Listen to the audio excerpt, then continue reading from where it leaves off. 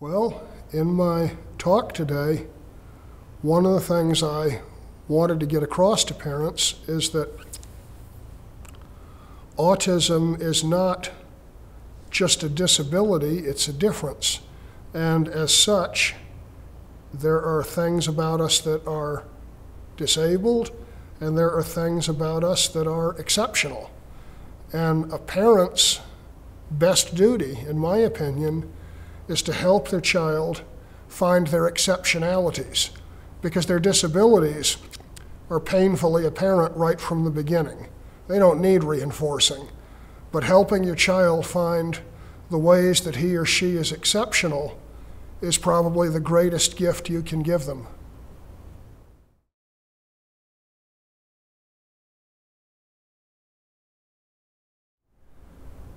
People often ask me if I see a brighter future for the kids of today as compared to kids of my generation who grew up before there was widespread understanding and awareness of autism. I wish that I could say that things are great and they're brighter today, but I don't know that they really are. I think that when I look at the criminalization of autistic people who don't respond as expected to first responders and law enforcement, I see a very deep-seated institutional prejudice against our population, seeing us as some kind of other. And I don't think that's changed, and I think that's not a good thing. Then on the other hand, I see schools like Giant Steps and the other autism schools that have sprung up around Canada and around the United States in the last 20 years that are giving young people of today wonderful positive experiences that were never available to kids of my generation. So I think what Giant Steps is doing is unreservedly great. But Giant Steps isn't the wider world, and parents have to always be aware that we need to learn to fit into a world that's unfortunately not as welcoming as it should be despite our best wishes.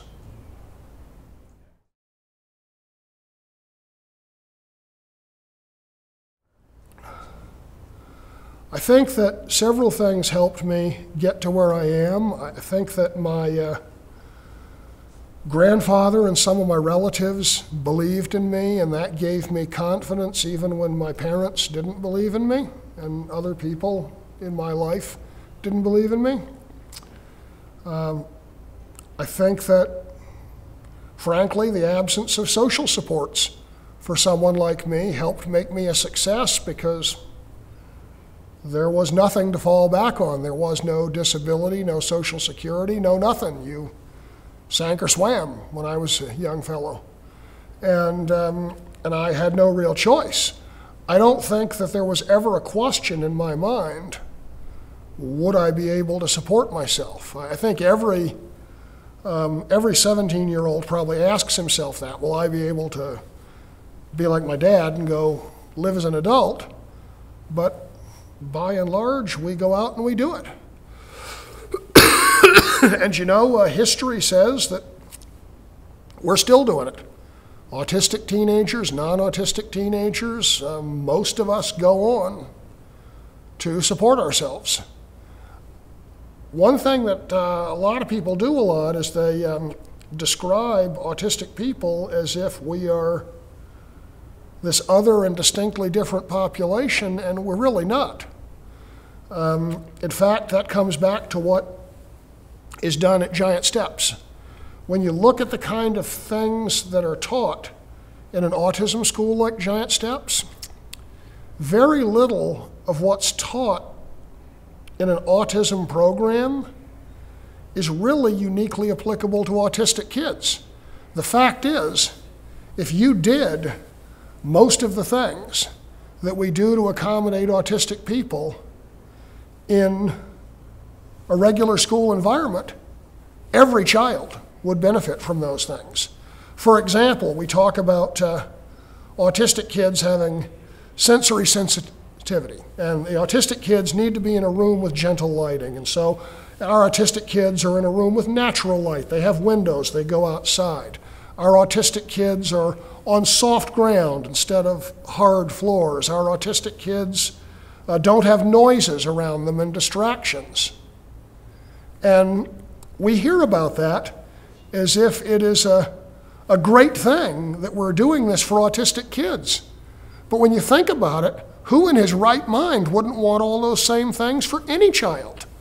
And I think that, frankly, it's kind of sad that kids have to have a diagnosis of a developmental disability to be given the respect and decent human treatment that any child should be entitled to.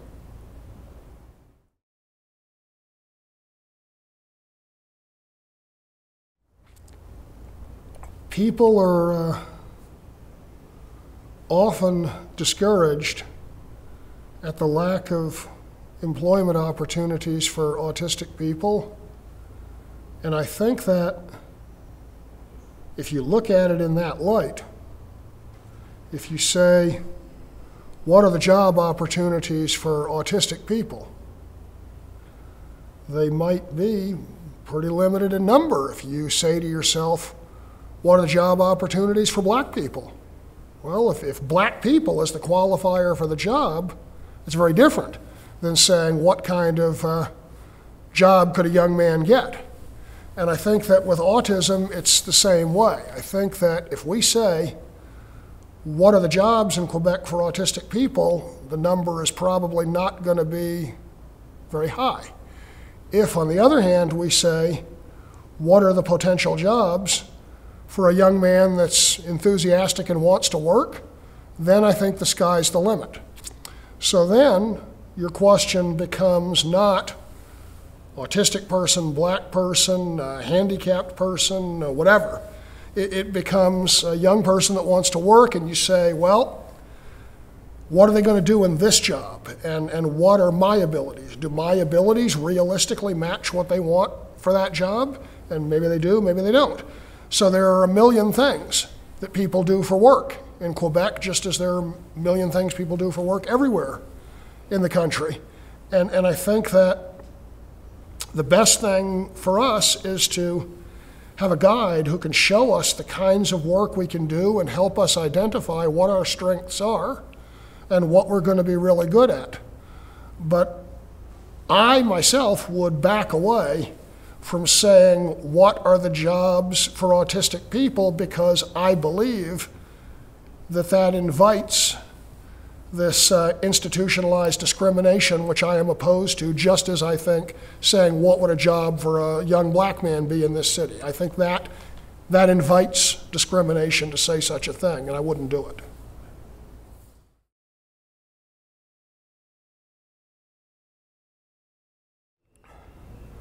I think that online interactions have really leveled the playing field for autistic people, and I think that's been, for many of us, a really good thing. A lot of us on the spectrum are a little bit slow, for example, following the flow of a one-on-one conversation, but if you take a step back, as happens when you're responding via typed text, we are no longer disabled. We're not slowed down anymore. When you consider that many of us on the autism spectrum are oblivious to the social cues that pass messages between two people in face-to-face communication, when we converse through a keyboard, everyone's the same. There is none of that. And there again, our disability melts away. So I think that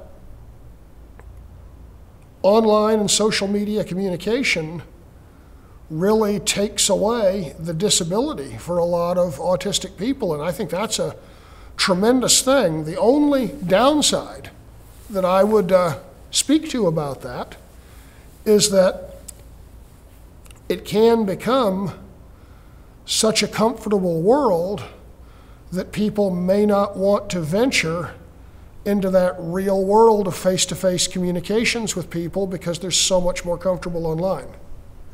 And I think that is a potential problem, but in general, I think that online communications has been really, really good for us building up our self-image.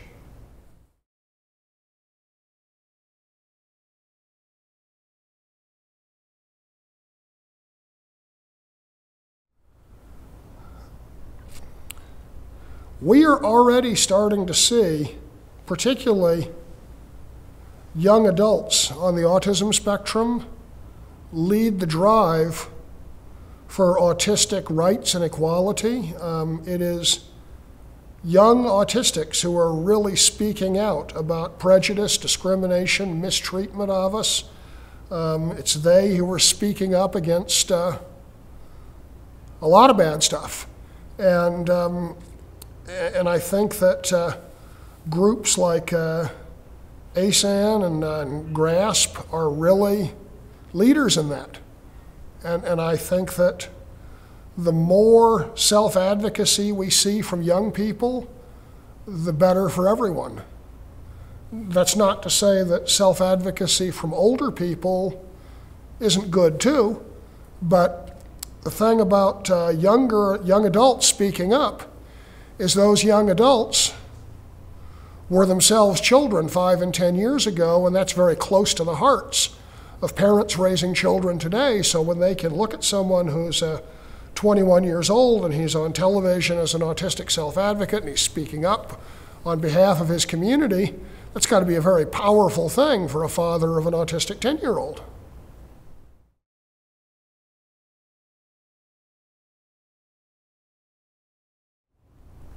I think neurodiversity is an emergent way of thinking and understanding neurological differences like autism, but also including dyslexia, ADHD, other inborn neurological variations, which says that they, like all other human traits, exist on a continuum. And there's a very broad range that we call typical, that at the one end it shades invisibly into the mass of humanity, and at the other extreme it shades into disability or disorder. But most people, most of the time, live somewhere in the middle of that range. They don't live at the extremes. And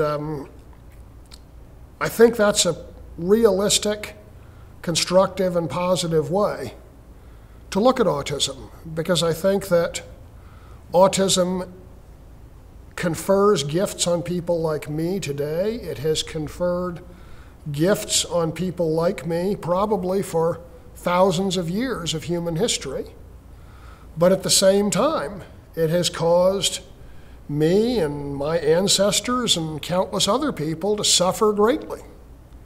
And there are people who suffer today with autism with little corresponding gift that they can find. There's, as I say, there's a broad spectrum. So the concept of neurodiversity does not deny that autism brings disability and suffering, but rather it's the recognition that neurodiversity is part of the natural variation of humanity, and that we serve a purpose, and that while sure we may be disabled by being autistic, we are also gifted in some ways, and we are deserving of honor, respect, and accommodation. You may not see our gifts as a person looking from the outside until you look hard, but when you need us, we're the only people who can do what we do. And I think that the relief of suffering when we suffer is society's price for receiving those benefits. And when you ask what those benefits are, I think that if we look back in history, psychiatrists today look at so many of the great minds in history. They look at Einstein, they look at Newton, they look at Michelangelo, they look at so many people where there is a body of literature describing how those people behaved in life, how they acted, how they engaged other people. And there's good reason to believe that many great minds throughout history were autistic. Going back further in time than that, cultural anthropologists see evidence of autistic accommodation and autistic people, even among cavemen making art, leaving art on the walls of caves in France. I read a story about that quite recently, and I thought it was kind of fascinating. So if we've always been here, I think neurodiversity is a healthy perspective, and it's a wonderful alternative to seeing us as diseased or broken.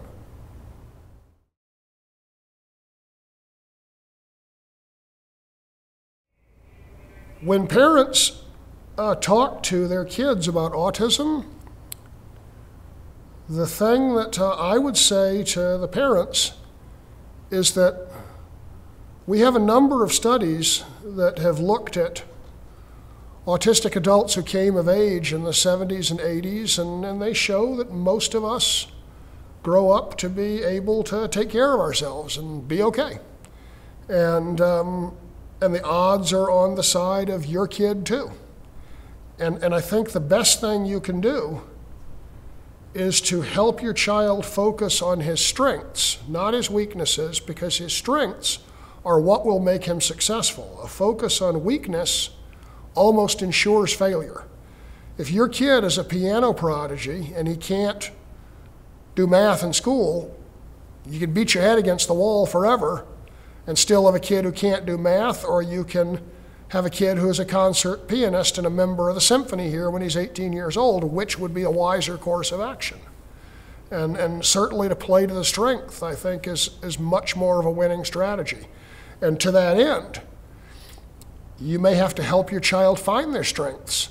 Remember that you can read my story, like Look Me in the Eye, and how I went on the road with rock and roll bands, but I could never have gone on the road with rock and roll bands if I hadn't had an adult in my life who introduced me to music, to radios, to electronics, not just one adult, but several adults who introduced me to that world where I could find a home. So it sounds like it's all me to say that I took up electronics and did that, but it only came about because grown-ups showed me the way when I was a 12-year-old. And that's the challenge and opportunity for parents today.